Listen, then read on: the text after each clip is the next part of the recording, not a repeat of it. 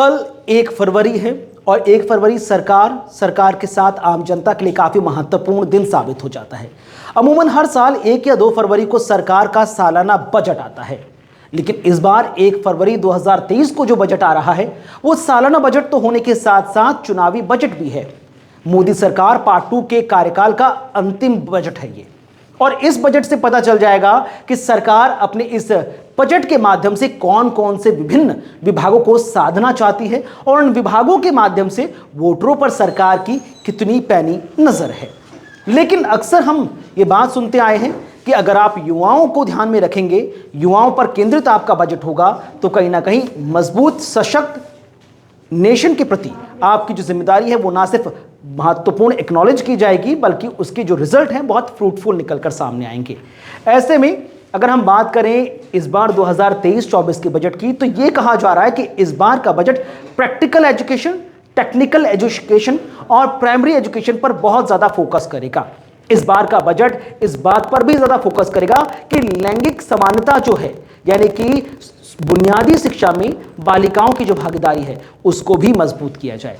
अमूमन आज के वक्त में भी भारत के कई ऐसे दूरदराज के इलाके हैं जहां पर यह कहा जाता है कि लड़कों को तो अच्छी शिक्षा मिल जाती है और वो लड़के हायर एजुकेशन की तरफ भी जाते हैं, लेकिन ग्रामीण इलाकों में अमूमन जो लड़कियां हैं वो पहली से 5वीं, 5वीं से 8वीं और 8वीं से ज़्यादा से ज़्यादा 10वीं की शिक्षा हासिल करके घर बैठ जाती हैं। लेकिन सरकार का फोकस है कि सब पढ़ें, सब बढ़ें, आगे बढ़े, हम स्कूल चले, हम तमाम ऐसी योजनाओं और इन तमाम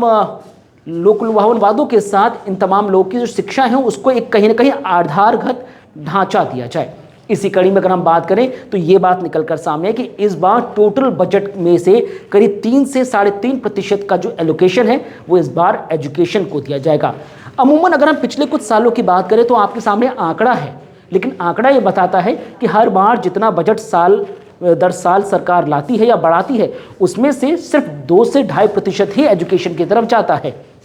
अमूमन आप देख लें कि किस तरह से 2017-18 में 81,000 करोड़ का, 2018-19 में 85,000 करोड़ का बढ़ता गया है, 2019 में 94,000 करोड़, 2020-21 में 99,000 करोड़, 2021-22 में 93,000 करोड़, और जो पिछला साल हमारा जो बजट रहा उसमें 1,04,000 करोड़ का बजट केंद्र सरकार की तरफ से पारित हुआ। और अगर ये बात की जाए तो टोटल 2.6% का बजट था। लेकिन इस बार सरकार ये दृढ़ निश्चय लेकर चल रही है कि इस बार हमको जो बजट है टोटल का 3 से 3.5% तक लेकर जाना है।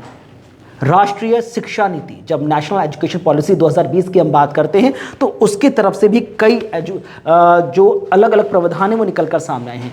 और उसी के आधार पर यह कहा गया है कि इस बार समग्र शिक्षा अभियान, शिक्षा प्रशिक्षण और साथ ही साथ डिजिटलीकरण, इन तमाम केंद्र बिंदुओं पर ये पूरा एजुकेशन का जो बजट है वो फोकस किया जाएगा। इसके साथ ये भी कहा जा रहा है कि कई चीज़ें और भी हैं, क्योंकि पिछले 2 साल हमने देखा कि किस तरह से कोरोना जैसी घातक बीमारी ने लोगों को डिजिटल एजुकेशन की तरफ फोकस करने का मौका दिया। लिहाजा हर बच्चे को डिजिटल एजुकेशन मिले, अगर वो स्कूल आने में असमर्थ है किसी कारणवश तो घर पे ही शिक्षा उसके पास पहुंचे। लिहाजा उसके लिए भी इस बार कहा जा रहा है कि डिजिटलाइजेशन को देखते हुए डिजिटल एजुकेशन पर भी बजट के कुछ सैंक्शंस को रखा जाएगा।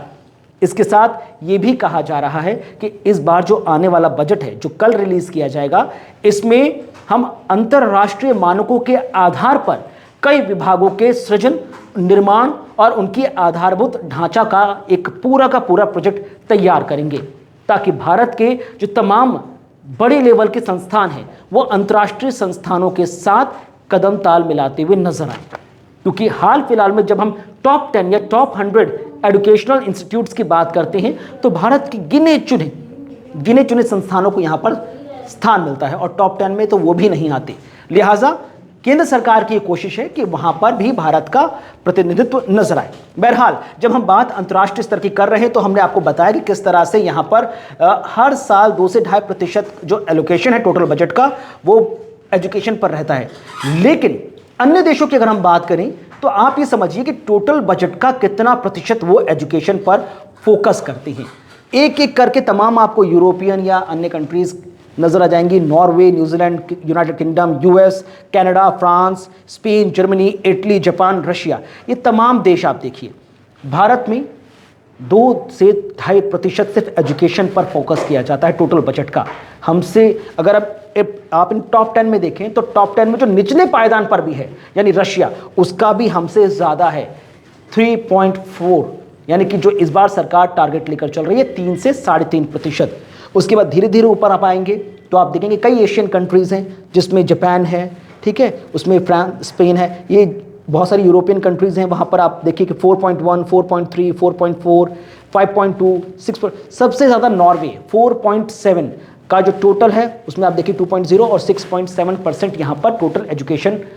को फोकस किया जाता है। और यही वजह है कि यहाँ पर भारत से भी कई ऐसे बच्चे जो हैं जो अंतर्राष्ट्रीय स्तर पर अपनी एजुकेशन को और मजबूत करना चाहते हैं, वो वहाँ पर पढ़ाई करने के इच्छुक नज़र आते हैं। मेन वजह है कि वहाँ पर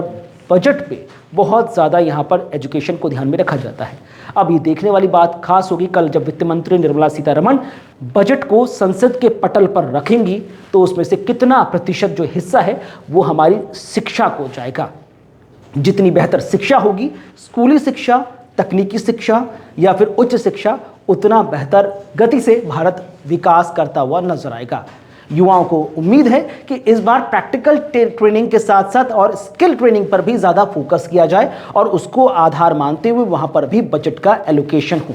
साथ ही साथ इस बात की भी उम्मीद है कि कई ऐसे दूर दराज के क्षेत्र हैं जो क्लाइमेट कंडीशन की वजह से वहाँ पर स्कूल या अन्य जो शैक्षणिक संस्थान हैं वो बंद करने पड़ते हैं, लिहाजा स्कूल बंद हो लेकिन शिक्षा का द्वार बंद ना हो, लिहाजा वो घर बैठकर ही शिक्षा ग्रहण कर सके, यानी डिजिटलाइजेशन पर भी बहुत ज़्यादा फोकस किया जाए। बहरहाल हमारी इस वक्त के लाइव में बस इतना ही। उम्मीद करते हैं कि 1 फरवरी 2023 को जो बजट पेश किया जाएगा उसमें एजुकेशन पर बहुत ज़्यादा फोकस किया जाएगा और भारत का जो युवा है, भारत का जो आने वाली पीढ़ी है, वो हंसते खेलते मुस्कुराते हुए ये कहती हुई नजर आएगी कि भाई वाह भाई।